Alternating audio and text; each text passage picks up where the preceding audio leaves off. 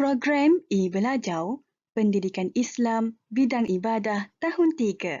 Tajuk Sunat Ab'ad dan Sunat Hayat.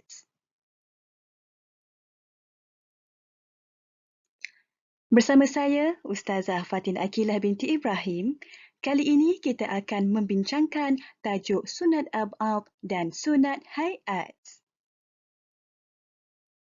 Standard kandungan 4.3 merumus konsep sunat ab'ad dan sunat hayat serta mengamalkannya dalam solat secara beradab dan istiqamah. Standard pembelajaran 4.3.1 menyatakan pengertian sunat ab'ad dan sunat hayat. 4.3.2 menerangkan perkara-perkara sunat ab'ad dan sunat hayat.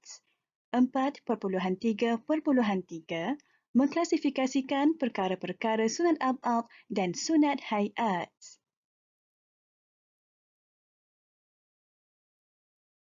Murid-murid boleh merujuk buku teks muka surat 92 sehingga 95.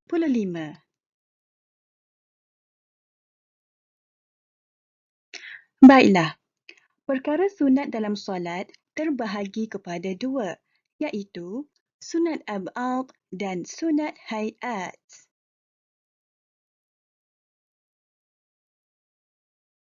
Mari kita sama-sama fahami apakah yang dimaksudkan dengan sunat ab'ad. Sunat ab'ad ialah amalan sunat yang amat dituntut. Jika ditinggalkan, diganti dengan sujud sahwi. Contohnya, membaca doa kunut. Seterusnya, sunat hayat. Sunat hayat merupakan amalan sunat yang dituntut. Jika ditinggalkan, tidak perlu diganti dengan sujud sahwi.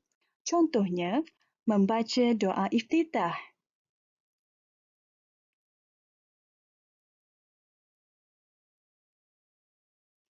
Murid-murid, perkara sunat ab'ad ada 6.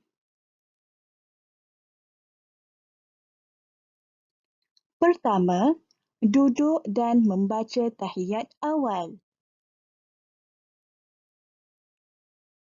Kedua, membaca selawat ke atas Nabi Muhammad SAW dalam tahiyat awal, iaitu Allahumma salli ala Muhammad.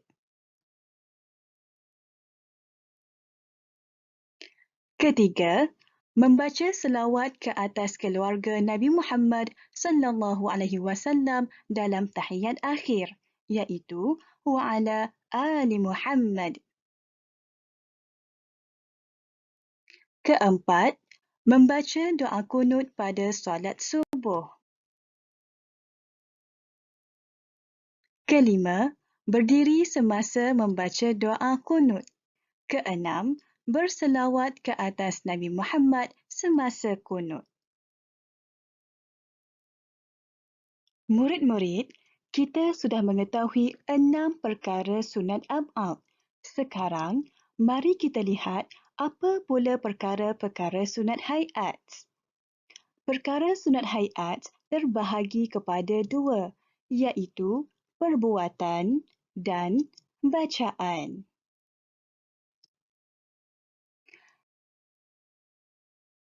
Murid-murid boleh merujuk buku teks muka surat 94 dan 95. Sunat hayat, perbuatan, ada 6 perkara. Pertama, mengangkat kedua-dua tangan ketika takbiratul ihram, rukuk, i'tidal dan bangun selepas tahiyat awal. Kedua, meletakkan tangan kanan di atas bahagian tangan kiri ketika berdiri. Ketiga, melihat ke tempat sujud. Keempat, duduk iftirash dan duduk tawarruk. Kelima, meletakkan kedua-dua tangan di atas paha ketika duduk tahiyat awal dan akhir. Keenam, memalingkan muka ke kanan dan ke kiri ketika memberi salam. 6 perkara sunat haiat secara perbuatan. Sekarang, mari kita lihat apa pula perkara sunat haiat dari segi bacaan. Ada 10 perkara.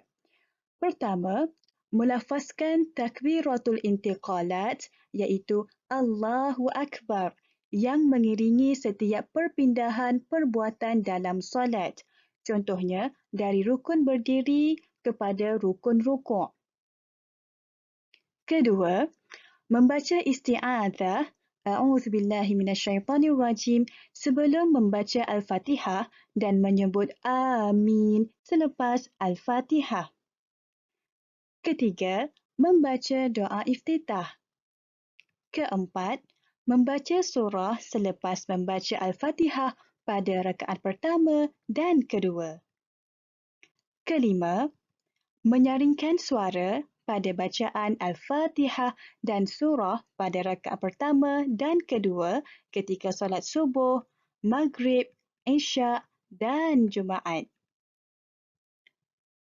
Keenam, membaca tasbih ketika rukuk dan sujud. Ketujuh, membaca Sami Allahu liman hamidah dan Rabbana lakal hamd ketika bangun daripada rukuk. Kelapan, membaca doa ketika duduk antara dua sujud. 9. Membaca selawat Ibrahimiyah. Dan yang ke-10, memberi salam yang kedua.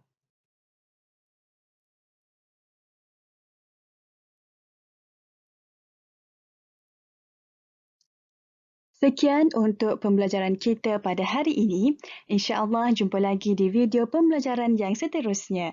Sekian, Assalamualaikum warahmatullahi wabarakatuh dan terima kasih.